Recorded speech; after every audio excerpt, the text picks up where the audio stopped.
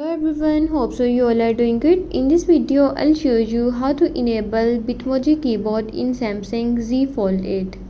Before starting the video, don't forget to subscribe and watch our complete video.